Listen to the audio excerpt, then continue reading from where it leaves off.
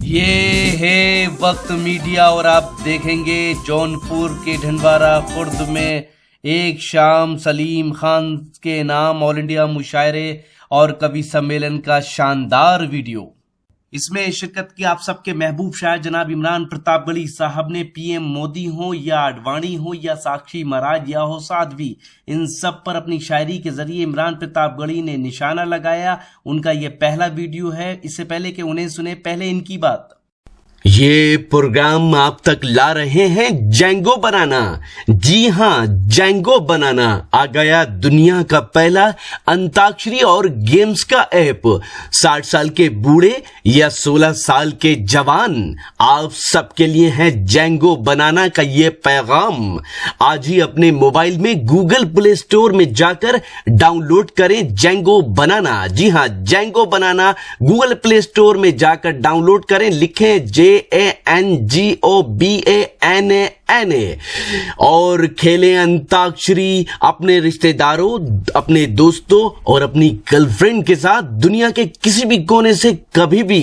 सुने सुनाए फिल्मी गीत और मजा लीजिए रोमांटिक सेट और फनी शायरी का, साथ ही जोक्स और भी बहुत से नए गेम्स आपका इंतजार कर रहे हैं जेंगो बनाना पर। अब बहुत कुछ कहने की जरूरत नहीं है। आज के अहद की कड़वाहटें और तमाम तर सच्चाइयां ये अगर एक जगह जमा होती हैं और शायरी की जबान में बात करती हैं तो वो जबान इमरान प्रतापगढ़ी की बन जाती है। हिंदुस्तान हो या हिंदुस्तान से बाहर की महफिलें हो, जहां भी आज की सच्चाइयों का जिक्र होता है वहां इमरान प्रतापगढ़ी का जिक्र बहुत ही इज्जत व एहतराम के साथ किया जाता है। मैं चाहता हूं कि आज आपके इस तारीख साज मुशायरे में जनाब इमरान प्रतापगढ़ी को आवाज दूं कि वो तशरीफ लाएं। जनाब इमरान प्रतापगढ़ी। बड़ा खूबसूरत मुशायरा चल रहा है और मैं आपको सलाम करता हूं, आपकी मोहब्बतों को सलाम करता हूं। अंबर, तुम जिंदा हो या मर गए हो अभी? अंबर, खुद कमबख्त हो, बैठे हो कमबख्त जौनपुरी के साथ। थोड़ा सा और आगे आ जाओ, तुमसे भी दुआएं चाहिए, क्योंकि बड़े बुजुर्ग कहते हैं कि औरत और मर्द के बीच में जो होते हैं उनकी दुआएं बहुत लगती हैं। तो तुम्हारी दुआएं मिलेंगी तो ठीक ही रहेगा। तो थोड़ा सा और आगे आ जाओ, तुमसे भी दुआएं मिले। मैं चाह रहा हूं कि आखिरी लम्हे में थोड़ा सा मुशायरा बन जाए। अच्छा नदीम भाई, ये जो सामईन सामने बैठी है ना, ये भी कमाल के लोग हैं। ये पूरा प्रोसेस, मतलब एक शेर सुना, दूसरे पे हुट किया, फिर वापस पलट के गए लोग तो फिर बुलाया। ये पूरा प्रोसेस सिस्टम पूरा करते हैं सदर मोहतरम साहब। वो एक बार एक घर में चोर घुस गए, सब कुछ लूटने लगे। जब लूटना शुरू कर दिया तो जो घर के लोग थे वो डर गए और उन्होंने हाथ खड़े कर दिए और चोरों से कहा, भैया घर में जो कुछ है सब कुछ ले लीजिए, हमें मारिए मत। जो कुछ है, ये तिजोरी और ये सारा कुछ। चोरों ने चाबियां ली, सारा कुछ ले लिया और उसके बाद जब सब लूट करके गठरी वठरी बांध ली तो फिर पकड़ के मारना शुरू कर दिया। अब जब मारना शुरू कर दिया तो घर वाले एतराज पे उतर आए कि भाई जब सब कुछ दे दिया तो अब मारने की क्या जरूरत है। तो चोरों ने कहा, देखिए भाई, जो प्रोसेस है उसे तो पूरा करना ही पड़ेगा, बिना पूरा किए तो काम चलेगा नहीं। तो आप भी उसी प्रोसेस को पूरा कर रहे थे, लेकिन आपका शुक्रिया। आइए 4 मिसरे पढ़ता हूं और आपसे दुआ मांगता हूं। माइक बहुत अच्छा है, यकीन करें बहुत अच्छा है। मैं चाहूंगा कि थोड़ा सा इसका बेस बढ़ा दें, थोड़ा सा इको बढ़ा दें। माइक यकीनन अच्छा है और माइक ना अच्छा हो तो आपका गला अच्छा है और आपका कलेजा बड़ा है तो इंशाल्लाह माइक को अपने हिसाब से ढालिए। आपके हिसाब का मौका तो कहीं नहीं मिलने वाला, उसे ढालना पड़ेगा, हमवार करना पड़ेगा जमीन को। 4 मिसरे पढ़ता हूं। तेरी शोला बयानी से ज्यादा कौन समझेगा। दुआ चाहता हूँ, बिल्कुल नया पढ़ने की कोशिश कर रहा हूँ क्योंकि मैं पुराना पढ़ने वालों का हश्र देख चुका हूँ। तो थोड़ा सा आप सबकी भी शिरकत हो। पढ़ता हूँ, सुनेगा। तेरी शोला बयानी से ज्यादा कौन समझेगा, लहू का रंग पानी से ज्यादा कौन समझेगा, लहू का रंग पानी से ज्यादा कौन समझेगा। अजी कुदरत की लाठी में कहाँ आवाज होती है, ये बातें आडवाणी से ज्यादा कौन समझेगा, ये बातें आडवाणी से ज्यादा कौन समझेगा। समझेगा। अल्ताफ भाई ज्ञापन ले चुके हो तो थोड़ी देर मेरा भी साथ दे दे। शायरा का साथ देने वहां तक गए, शायर का साथ देने यहाँ तक नहीं बैठ सकते मेरे भाई। चलो उनकी अपनी कुछ मजबूरी होगी, शायद अल्ताफ भाई को जाना है। इधर जो दोस्त बैठे हैं उनसे भी गुजारिश कर रहा हूँ कि थोड़ा सा आप सबकी भी शिरकत हो। पीछे क्या खा रहे हो अभी, तुम दाद नहीं दे पा रहे हो, आगे आ जाओ, बैठ जाओ। फैजान साहब की सदारत यकीनन एक बहुत जिम्मेदार और एक बहुत अहम सदारत है, और मुझे पता चला कि वो वकील भी हैं, तो अपने आप में यही अपने आप में बड़ी खतरनाक सी बात है। कोई वकील आदमी जोश में आकर के माइक पे आ जाए तो ये बड़ा खराब सा मामला होता है। वो मेरे इलाहाबाद में तो वकीलों की माशाल्लाह बड़ी फौज है। समझ लीजिए कि वो कचहरी में एक छोटे से वकील थे। एक दिन बड़ी मुश्किल से एक मुवक्किल फैजान भाई उनको फंसा, तो उन्होंने कहा कि तुम्हारा 302 का मुकदमा है, मैं लड़ दूंगा आराम से, कोई दिक्कत नहीं है, बरी भी करवा दूंगा। तो उसने फीस पूछा। आजकल मुवक्किल भी बड़े समझदार हो गए, फीस से अंदाजा लगाते हैं कि वकील बड़ा है या छोटा है। जब फीस पता की तो पता चला कि उन्होंने कहा मैं 5000 रुपए लूंगा। तो उनको लगा यार मुवक्किल तो छोटा है, मुकदमा बड़ा है, तो अच्छा है कि कोई बड़ा वकील किया जाए। कचहरी में जो सबसे बड़ा वकील था 50,000 रुपए का उन्होंने कर लिया। मुकदमा चला सालों, और एक दिन जब फैसला आया तो सजा मिली मौत की। मुवक्किल साहब मुंह लटकाए हुए वापस लौट रहे थे। वकील साहब ने तड़ रखा था जो 5000 वाले वकील थे। उन्होंने मुवक्किल को पकड़ा, बोले क्या हुआ तुम्हारे मुकदमे में? बोले सजा हो गई। बोले क्या हुआ? बोले सजाए मौत हो गई, 50,000 रुपए खर्च किया तब भी। तो उन वकील साहब ने कहा जब यही काम मैं 5000 में करवा रहा था तो 50,000 खर्च करने की क्या जरूरत थी। तो वकील माशाल्लाह अपने आप में बहुत सारे मौके भी तलाश लेते हैं। और जो बात उन्होंने कही, अल्ताफ की तो शामत ही आई थी, अल्ताफ ने गलत ही बोल दिया था, उसके बाद ही उन्हें जोश आया। लेकिन यकीन करें वहीं से मुशायरा भी अपने रंग पर आया। बहुत बहुत मुबारकबाद दूंगा। अल्लाह करे हमारे मुल्क के सदर भी ऐसे हो जाएं कि जब कोई फेंकना शुरू करे तो उसे मना कर दें। आज जो काम इन्होंने किया है, बहुत इनको मुबारकबाद। ये बातें आडवाणी से ज्यादा कौन समझेगा, लहू का रंग पानी से ज्यादा कौन समझेगा, तेरी शोला बयानी से ज्यादा कौन समझेगा। आज कुदरत की लाठी में कहाँ आवाज होती है,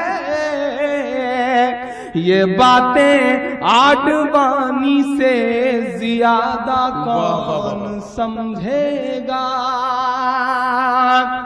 एक सूट बिका करोड़ों में, खरीदने वाले उनके अपने दलाल थे जिन्होंने उसे करोड़ों की बोली लगा करके खरीदा। मैं नाम नहीं लूंगा, नहीं आप जान जाएंगे कि मैं नरेंद्र मोदी साहब के सूट की बात कर रहा हूं।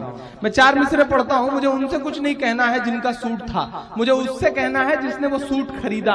4 मिसरे पढ़ता हूं और दुआ मांगता हूं आपसे कि बुढ़ापा क्या खरीदा है, जवां मर्दी खरीदो तुम। पढ़ता हूं तो दुआ भी चाहिए आप सबसे। इधर जो दोस्त, बुढ़ापा क्या खरीदा, आपकी भी शिरकत हो। बुढ़ापा क्या खरीदा है, जवां मर्दी खरीदो तुम। वतन के चाहने वालों की हमदर्दी खरीदो तुम। वतन के चाहने वालों की हमदर्दी खरीदो तुम। सियासी शख्स की उतरन को लेने से तो बेहतर है, अब शिरकत हो, सियासी शख्स की उतरन को लेने से तो बेहतर है। वतन पर मरने वाले शख्स की वर्दी खरीदो तुम। वतन पर मरने वाले शख्स की वर्दी खरीदो तुम। बुढ़ापा क्या खरीदा है, जवां मर्दी खरीदो तुम।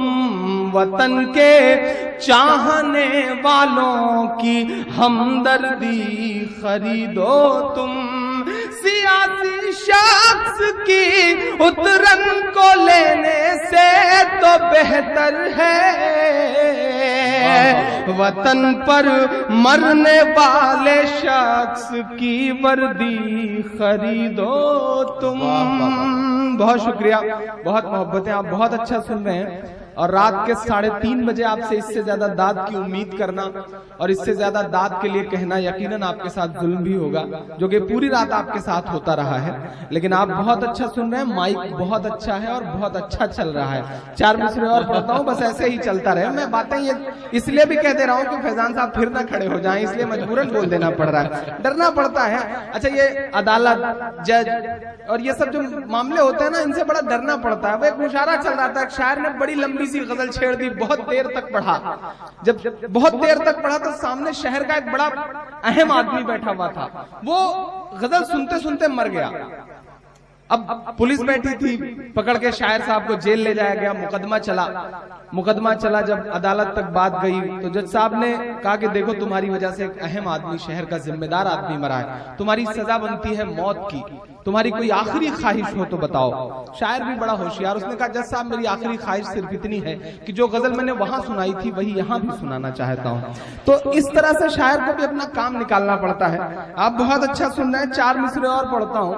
ये तमाम तरह के बयानात, ये बच्चे वो बच्चे, मैं 4 मिसरे पढ़ता हूँ, बहुत सलीके से अपनी बात कहने की कोशिश करता हूँ। पढ़ता हूँ, सुनेगा भाई? पढ़ूं, इजाजत हो तो? जी भाई, इरशाद पढ़िए। वतन पर मरने वाले शख्स की वर्दी खरीदो तुम, के भले ही तेरी मर्जी है जो चाहे, तू मेरे यार पैदा कर। शाहिद भाई, अब जब तक मुशायरा ना खत्म हो जाए, बराए मेहरबानी किसी शायर को पेमेंट मत दीजिएगा, क्योंकि जब तक नहीं देंगे तब तक वो जाएंगे नहीं। और धीरे धीरे जो स्टेज खाली होता चला जा रहा है, फैजान साहब इसकी भी कोशिश की जाए कि मुशायरे के माइक पर खड़ा होकर हमारा शायर अदब की बातें करता है, बड़ी बड़ी बातें करता है, और हालत ये होती है कि खुद पढ़ने के बाद वो सोचता है कि भाड़ में गया मुशायरा, भाड़ में गई सामीन, पेमेंट मिले और चुपचाप चला जाता है। इस पर भी पाबंदी लगनी चाहिए। ये अदब की महफिल है, आइंदा इसका जरूर ख्याल रखा जाए। और आजमगढ़ और जौनपुर में तो खास तौर से आप जो चाहते हैं पूरी दुनिया वो करती है। आपकी बनाई हुई तहजीब पूरी दुनिया में सुनी जाती है। आपने आजमगढ़ में मुशायरे करना शुरू किया, जौनपुर में मुशायरे करना शुरू किया, आप चले गए गल्फ में तो वहां मुशायरे शुरू हो गए। आप जमीन में बीज बोने वाले लोग हैं, ऐसा भी बीज बोइए कि मुशायरा जब तक खत्म ना हो कोई शायर नहीं जाएगा। आप पूरी रात का पेमेंट देते हैं, पढ़ करके तुरंत निकल लेना, यह तहजीब के खिलाफ है, अदब के खिलाफ है और प्रैक्टिकली भी खिलाफ है। तो आइंदा से इसकी भी कोशिश हो। और थोड़ी देर चाय भी बंद कर दें भाई, चाय थोड़ी देर बंद कर दें। अब मैं पढ़ ही रहा हूं और चाय वालों को कुछ कहने से पहले डरना भी पड़ता है, कब कौन चाय वाला प्रधानमंत्री बन जाए, तो इसलिए थोड़ा सा और बचाना पड़ता है। तो थोड़ी देर बंद कर दें, थोड़ी देर मुशायरे में मुझे पढ़ लेने दें। मैंने बड़ा इंतजार किया है नदीम भाई, आजकल तो मेरा इस्तेमाल पढ़ने से ज्यादा भीड़ रोकने के लिए किया जाता है। तो मैं तो यही सोच रहा था कि आज भी उसी इस्तेमाल के तहत बैठाया गया है, लेकिन अब आधे घंटे बच गए हैं, पढ़ ले रहा हूं तो फिर पढ़ लेता हूं। पढ़ता हूं, सुनेगा। मर्जी है जो चाहे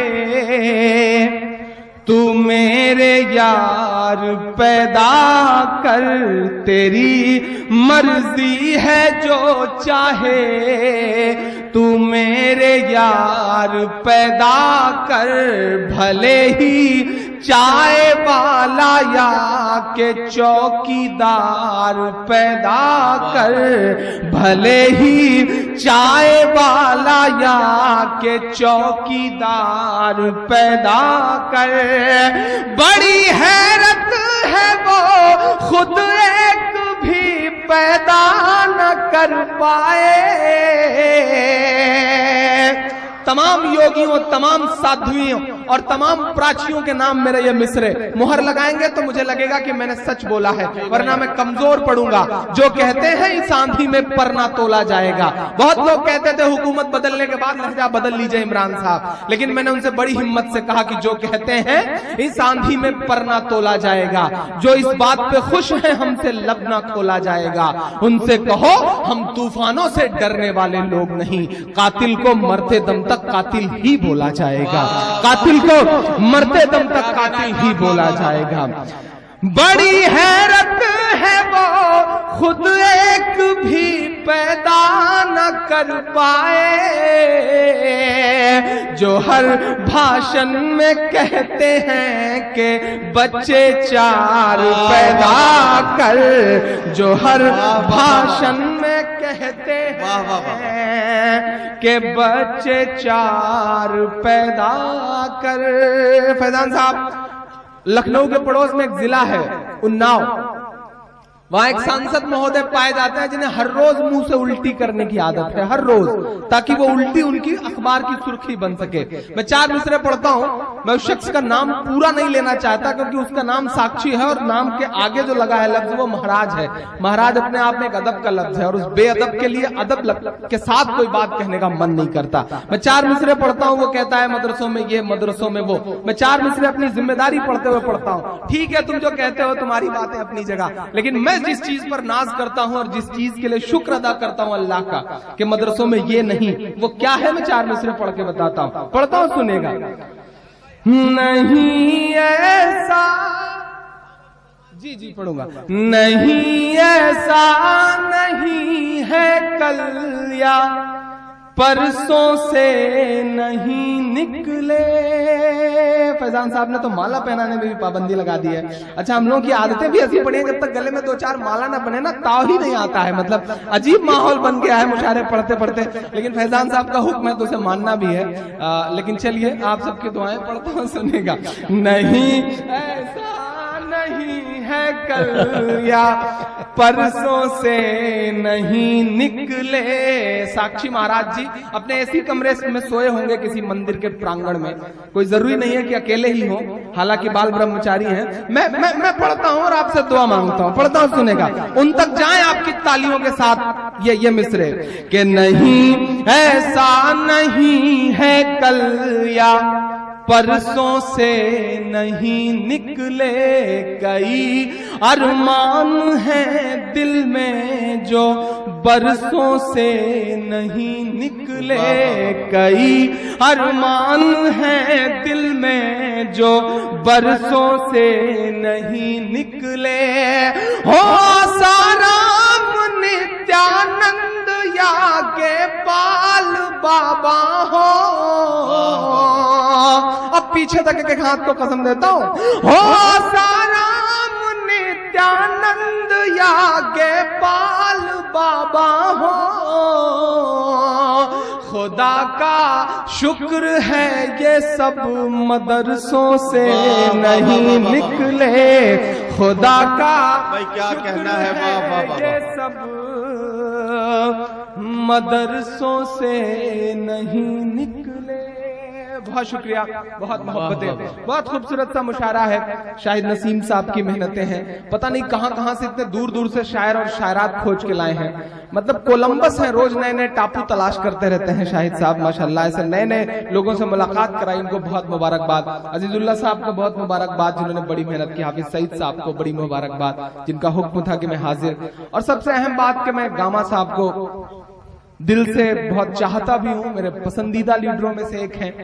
बहुत अच्छे इंसान हैं, अल्लाह उन्हें तरक्की दे। और दुआ करता हूं कि आने वाले वक्त में इस प्रदेश की विधानसभा में पहुंच करके आपकी आवाज बुलंद कर सकें। ऐसी दुआएं हम शायरों की तरफ से आज देता हूं। उसमें आपकी तालियां शामिल होंगी तो उनका हौसला बढ़ेगा। आप चाहें तो ताली बजा सकते हैं। मैं ये इसलिए भी कर दे रहा हूं क्योंकि आने वाले वक्त में शाहगंज में भी मुशायरा होना है, ताकि कई शायरों की रोजी रोटी का इंतजाम भी हो सके। अच्छा, नेताओं की तारीफ ना करो तो क्या करो फिर, मतलब मजबूरी भी है, करना पड़ता है ऐसा। 4 मिसरे और पढ़ता हूं। हमारे मुल्क में एक मुहिम चली है, एक अभियान चलाया गया है। कचरा इकट्ठा किया जाता है, हरी हरी पत्तियां तोड़ करके वो सड़क पे फैलाई जाती हैं। उसके बाद कैमरामैन बुलाए जाते हैं। कैमरामैन जब आते हैं तो झाड़ू चलाया जाता है। अभियान चलाया गया, स्वच्छता अभियान। दूसरे दिन अखबारों में बड़ी बड़ी फोटो। मैं 4 मिसरे पढ़ता हूं अपनी जिम्मेदारी समझते हुए, और अगर लगे कि सच है तो मेरा साथ दीजिएगा। मैं पढ़ता हूं, सुनेगा।